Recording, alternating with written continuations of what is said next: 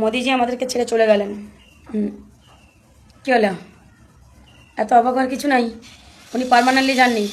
কেমন শুভ কাজ এত তাড়াতাড়ি হয় না, কিছু অসম্পূর্ণ কাজ ওনাকে আগে সম্পূর্ণ করতে দিন, তারপরে হয়তো কাজটা সফল হতে পারেন। উনি ততক্ষণ কোথাও যাবেন না আপনাদেরকে বা আমাদেরকে ছেড়ে যেতে। চিন্তার কোনো কারণ নেই যতক্ষণ না উনি চায়ের গ্লাসে দেশটাকে ডুবিয়ে প্রমাণ করতে পারছে যে একটা চায়ের গ্লাসেও দেশটা ডুবানো যায়। তো বন্ধুরা, অষ্টমীগিরির বাবা মায়ের নেই, খুবই দুঃখের সাথে জানাচ্ছি। আরে ওরা এক্ষুনি কোথায় বাসে গেল, আমি এক্ষুনি দেখতে পেলাম। তোমরা ভাবছো এখানে? না না না না না না, मतलब वो अलग ही लेवल का बंदा था। আরে শুন রে বলি পাঁঠি, আবে অষ্টমী গিরি, তোর পেছনে ঢুকাবো রাধা বিড়ি আর মুখ থেকে বেরোবে শুধু ইরি। এর মতন মূর্খচুদা মানুষের জন্য আমাদের রাজ্যের এই অবস্থা। আর যতদিন থাকবে হাওয়াই চটি, মানুষের টাকা মারবে ভাইপো পিসি।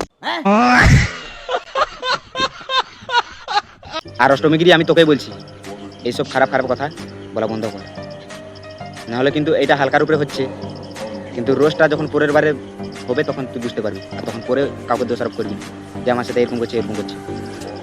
ঠিক আছে, সাবধান করে দিচ্ছি তোকে। ভিডিও কর, তোর মতন তুই কর, একে ওকে নিয়ে ভিডিও করিস না। কি ভেবেছিলে ভাই লোক, মস্তান ভাই আর ফিরবে না? মস্তান ভাই ফিরেছে, নিউ লুকে ফিরেছে, আর নতুন ভিডিও নিয়ে এসছে, বড় ধামাকা। তো গাইস, আমার হেটার্সরা ভুল করেও দেখবে না, কারণ এই ভিডিওতে 1 লাখ টাকা খরচা হয়েছে। 1 লাখ। বাপের নাই চাকরি, মস্তানের দিকে ঝাপড়ি। শালা চুলগুলো দে, তোর চুল আর তোর মুখ একদম পাঁঠার মতন দেখতে।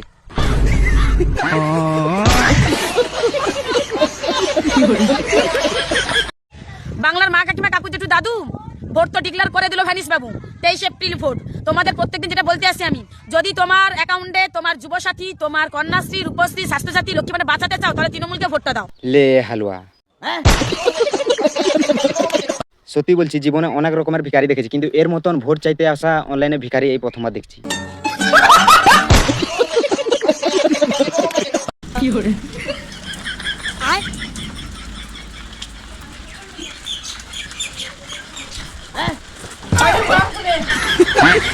डिप्रेशन, मतलब वो अलग ही लेवल का बंदा था। শুভেন্দু অধিকারী বলছে 40 বছর পরে যাদের বিয়ে হয়নি তার জন্য দায়ী নাকি মমতা বন্দ্যোপাধ্যায়। আচ্ছা পাঠি, তুই যে কথাটা এক্ষুনি বললি, ওই ভিডিওটা একটু দেখাবি আমাদেরকে, যে শুভেন্দু অধিকারী এই কথা বলেছেন। মানে বিজেপি জিতেছে তো সেই জন্য তোদের মানে পেছন চলে যাচ্ছে বল। चढ़ा समझाओ इसे समझाओ।